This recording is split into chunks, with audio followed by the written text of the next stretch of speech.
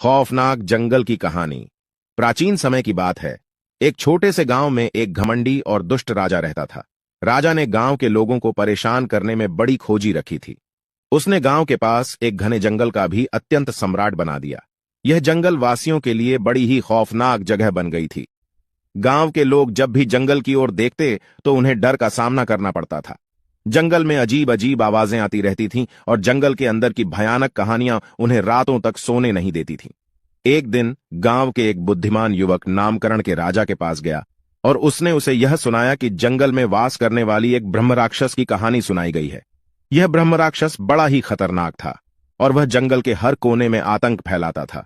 राजा ने युवक की बातों को नकारते हुए जंगल की ओर बढ़ने का निर्णय किया।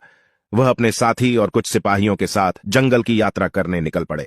जब वे जंगल में पहुंचे तो वे अपने आप को एक खौफनाक दुनिया में पाए। वे अजीब अजीब आवाजों के बीच घुस गए और देखा कि जंगल में ब्रह्म राक्षस की भयानक छाया छू रही है। राजा और उसके साथी बड़े भयभीत हो गए और उन्होंने तुरंत पलटने का निर्णय किया। वे जब वापस गांव पहुंचे तो युवक ने कहा, राजा जी, आपने खुद देख लिया कि जंगल में वास करने वाले ब्रह्म राक्षस की कहानी सच है। हमें इसे निगल लेना चाहिए। राजा ने उसकी बातों पर विचार किया और फिर गांव के लोगों के साथ जंगल की ओर वापस बढ़ने का निर्णय लिया। इस बार वे ब्रह्मराक्षस के सामने पहुंचे और उसे समझाने की कोशिश की कि वह उनके लिए किसी भी तरह के खतरे का कारण नहीं है। ब्रह्मराक्षस ने धीरे धीरे राजा की बातों को सुना और उसके दिल में एक बदलाव आया। उसने राजा से माफी मांगी और उसके बदले में वासियों की सुरक्षा की गारंटी दी। राजा ने ब्रह्मराक्षस से माफी की और उन्होंने समझाया कि सहमति के साथ एक संबंध बनाने से उनके दोनों समुदायों को लाभ हो सकता है। इसके बाद जंगल और गांव के लोग एक साथ मिलकर खुशहाली और अमन चैन के साथ रहने लगे।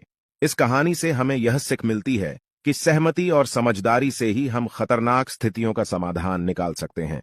इसके अलावा हमें यह भी सीख मिलती है कि बुराई को भी सुधारा जा सकता है और एक नई शुरुआत की जा सकती है। ध्यान दें कि यह कहानी काल्पनिक है और किसी वास्तविक घटना या व्यक्ति से संबंधित नहीं है।